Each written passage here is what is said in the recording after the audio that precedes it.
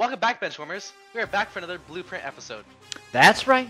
We got on the upside of 500 last week, and this week was supposed to be close. With key players being on a bye week, it was tough to try and get a good lineup out there. Nando, how do we do? Please tell me we're 4-2. I was able to pull it off! I'm Nando. My toes don't hurt. I'm Brendan. Mad I didn't see the injury sooner. I'm Corey. Injury reports suck. This is our view from the bench.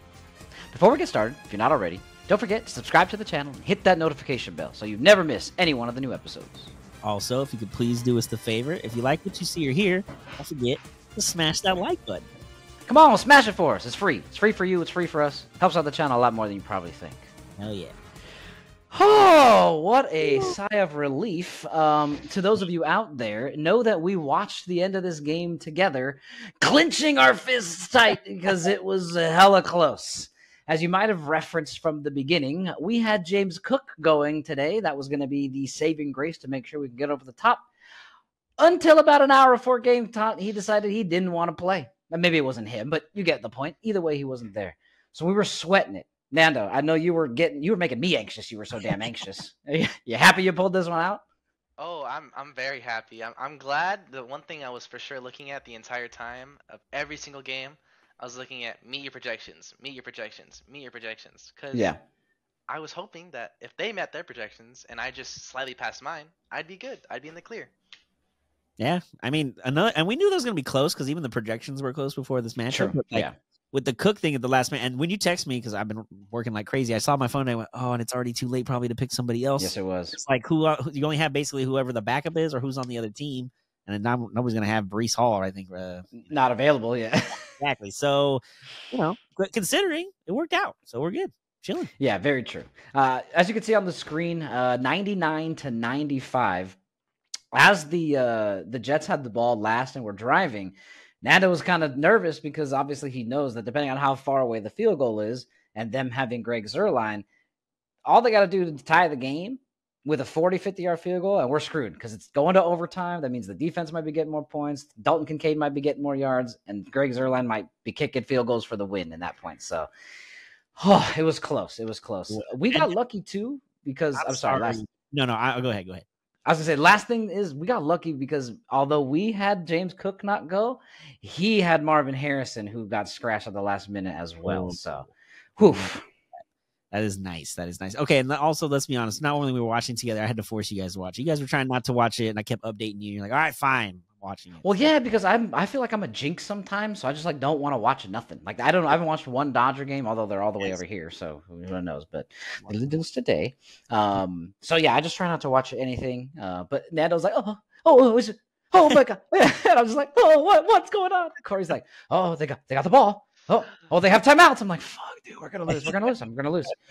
But we didn't. We were able to pull it off. So happy about that. The people who carried us this week, who was it mostly?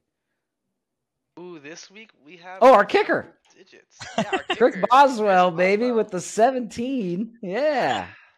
And Deontay Johnson got 78 yards and a touchdown too, so that helped. You know what was crazy, Nando? We were talking about it last night because we had Joe Burrow playing the Sunday night game. What a way for him to start, right, Nando? Yeah, he started with 12 points. It was perfect. Wow. I was like, that okay, 50-yard touchdown run. 3.5 minutes in, let's go for it. And then quarter by quarter, it just wasn't going up, and I was like, where's my 30-point game? We were expecting that. Yeah, he dropped 34 or 35 last week, but I was like, Chris Boswell, the kicker, is like almost there. Why aren't you? Where you at? But luckily he did get the rushing touchdown, which is 2 more points than if he would have passed it. And he got all those rushing yards leading up to it. So yeah, remember last week when we were prepping and getting ready for this matchup, we talked about we needed the C's to all show up. It was Chuba Hubbard, Cook, Chris Boswell, Chicago defense. We got 3 out of 4. Not bad. Not bad. So that was this past week. Moving on, though, we have some things going. The waiver wire. Now, we don't have a ton going on here. But we need something. Nando, we need defense. So as we kind of broke it down, Corey, you first. We narrowed it down to New Orleans and who was the other one? Cincy? Yeah, because they're playing Cleveland. So the issue is our Bears defense is on a bye, right? That's the problem. So we got to replace it, but we don't want to give up the Bears defense because it's a pretty. I mean, they're not great, but they're doing pretty good. Yeah, they're doing enough to keep us wanting to have them on the team compared to some other players. But yeah, so we talked about New Orleans against Denver. We talked about you mentioned Cincy against Cleveland in Cleveland. Yeah, so the problem with Cincy and Cleveland is because they're division opponents. We weren't sure, who knows what, but New Orleans hosting Denver and a rookie quarterback in Bo Nix, who just had a terrible game at home against the Chargers, who are good, but they're not great. And the New Orleans defense isn't necessarily a great defense as far as the league is concerned, but in this matchup with a rookie quarterback going against those guys in New Orleans, his first game in the Superdome, kind of feel good about New Orleans. Yeah, I agree. And they're coming off a loss to the Bucs this past week. Was it the Bucs they played? Yeah, because we picked them. Yeah. And the defense ate for the Tampa Bay Bucs because Spencer Rattler just decided that he didn't know which team he was playing for. He just decided to go to both teams just to be sure. So that was pretty bad. But this is where I want you, Nando, because this is where we kind of had to make a decision. We're trying to pick up Corey. What do we always need? Wide receivers. So again, we are back to the waiver wire. Again, we don't get good trades to us. We are unfortunately trying to stick by the rules. So we went to the waiver wire again. Nando, this is where the decision part came in. Corey and I are thinking about picking up Juju because Kansas City's starting to run out of people to throw the ball to. It's either old Travis Kelce or their running backs. So we're going with Juju. But the question that we kind of posed to you was, who do we drop? So explain who we're dropping and give them a little bit of reason why. So after very long discussions, 5-minute discussions, down I was just going to say Tank Bigsby.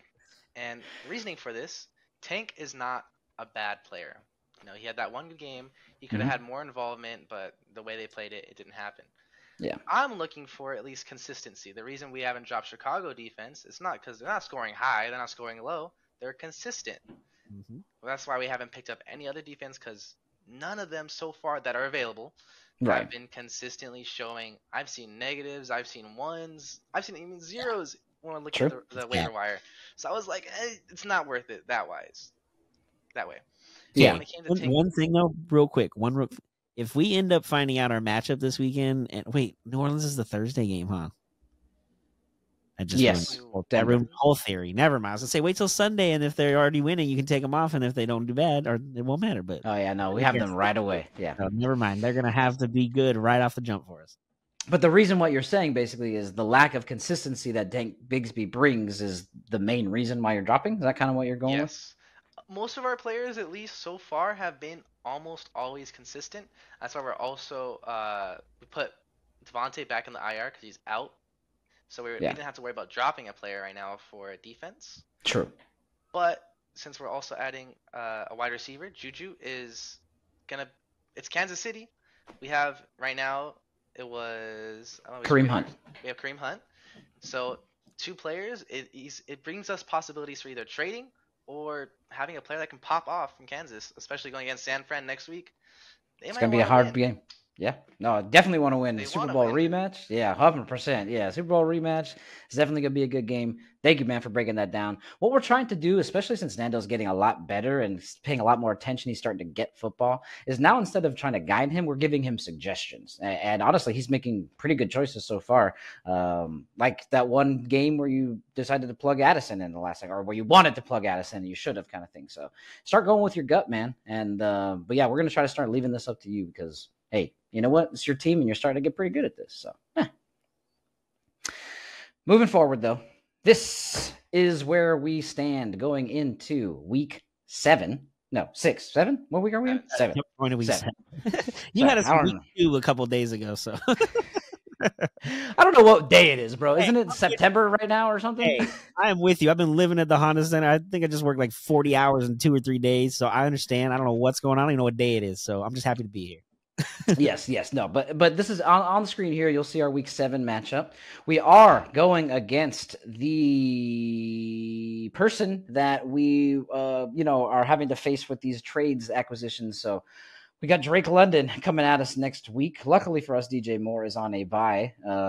That's also our defense, obviously. So luckily for us, he's on a bye. We don't have to face both, but his team looks pretty freaking tough, bro. Like he's got everybody basically in 12 to 14 to 15 point projections. As it currently stands, what are we projected to lose by 12? Yeah. Oh, we have defense on a bye. That's true. Okay. So if we add New Orleans by, I think they're projected for 7 points. So maybe that brings us to projected to lose by 5. Yeah. That's pretty close. That's pretty close. Corey, who are you most nervous for on their team? Man, I think there's a couple. Drake London for sure. I don't know. Oh, and Bijan Robinson. Man, he's got a lot of Atlanta weapons. So we need Atlanta to have a terrible day offensively. That's what. Yes. And Kyle Pitts, dude. This guy's literally got the entire Atlanta. Yeah, the best receiver. They're starting running back and their top tight end. Yeah, 100%. Okay, so we need them all to get food. Go Seahawks Saturday nights and not show up to the game. That's what we want. Yeah, or hurt their toe. Maybe James Cook can teach them how to hurt their toe. Yeah, that's a major. We don't risk for injuries. No injuries. That's why I said food poisoning. That's like I like that. You're right. It'll suck for a couple of days. You'll be all right, but you'll be all right. You'll get over it next week. You get them out there next week. And Amon-Ra St. Brown. Damn, this is Niner defense going against KC though. That won't be too bad. Hopefully. Brock Purdy against KC too. He's got both sides of the ball. So it's gonna be rough. He's got a pretty stacked team. But we don't back down. Nando, we're almost underdogs every freaking week that we go in, and here we are at 4-2. There's nothing to really worry about, right? Because projections are literally just that. Projections. Facts. Yes, for sure. I mean, hey, the numbers have been hitting our way so far, for the most part. Unless I've spoken about it, unless I called the win, and unless the team I was going against was stacked to begin with, and we've been my pretty first good. week, that one was crazy. So far. Yeah. And I agree. Also, looking into this, I don't know if you guys noticed, I chose the entire roster so far. Joe Burrow, you did draft Deontay Johnson, you drafted Kyra Williams, you drafted Cook, Bowers, No, I'm Boswell. referring to I pre-planned this roster instead of asking for your help and guidance. Yes, true. Except for the Chicago defense, because I can't switch that. But hoping to grab New Orleans. Hopefully James Cook's there next week. If not, we're gonna toss in another running back. Yeah, we'll probably throw Kareem Hunt into his spot and then flex out, figure out from there. Yeah. See, now, dude, you're getting it, man. You're starting to get this. It's honestly cool to see because it's something that we enjoy. So it's kind of fun to kind of pass on some of the knowledge and just things to look for. Again, we're not perfect at it. We're not the best ever, but we do have some championships under our belt. We get the idea of this, and I think it's awesome that you're catching on. You're catching on pretty quick. I mean, it's not only week 7. You're damn near running the team yourself. I'll say not only catching on, he's in the group text. He's sending texts and updates before we were even asking. Before, at the beginning, we'd have to ask, like, hey, what's going on? What's the latest? But now he just sends stuff. Like, we got this, we got that. This is a score. I'm like, well, I didn't even ask. Nobody asked. But all right, cool. We're on top of it. Though, in the beginning, I had a nice subtle threat put on myself, asking not to send anything. That's not on Sunday, right? It was Sunday. Whenever. Yeah, no, I did say whenever. That's on me. I kind of take it back because I didn't know where you were going to run with it, but you've been able to give me like timely, not anxious driven text messages. Because what you did, I can't believe Joe Burrow sucks. What are we going to do? I'm like, you're freaking me out, as opposed to this is the score right now. That's a lot better of a text than I don't know what the J team sucks and this is that. And I'm like, hey, you're getting me anxious. But hey, how about just an update of what's happening? I like those, Nando. I like those. So I take it back a little bit. That's on me. I was a little bit hostile, as you could say. If you haven't seen that, go check out the text message exchange. I believe it's like in the 2nd or 3rd episode of the one. Second episode. Yeah, I kind of let him know that it's not necessarily what I was going for there. So that's on me. But yeah, other than that, I mean, this is the episode for today, week 7. Let us know for sure. I think we're going to win. I hope we're going to win. I definitely want to win this week just because of, you guys know. Yeah. And now, again, in the comments, let us know. Do you guys play fantasy, or how's your record? Are you better than we are? What's your roster looking like? Got any tips? Maybe we can try some sleepers on the waiver wire, whatever you got in the comments. Let us know. Yeah. Did we get lucky this week? Or we earned that dub, right? Like, I get that we got lucky, but like we earned it still, right? Let us know. Let us know in the comments. Either way, it's a dub. Take it. Nando, besides your normal, any parting thoughts? Now looking at the teams playing against each other, it was either you were wiped or you won by 1.02 points. Looking at these other teams in the league. Yeah, in the league. Oh, okay. And I'm not the only one that won by a very small amount of points. So a win's a win, like Toretto said. Doesn't matter if you win by an inch or a mile. Winning's winning. And as long as you got family. Family, baby. Coronas. All right. Anyway, enough Fast and the Furious here. Appreciate everybody stopping by. Thank you, as always, for seeing things from our view from the bench. I'm Brendan. And I'm Corey. Like we always say, enjoy the sports until we talk again. Peace. Love and positivity. Calm. I like it.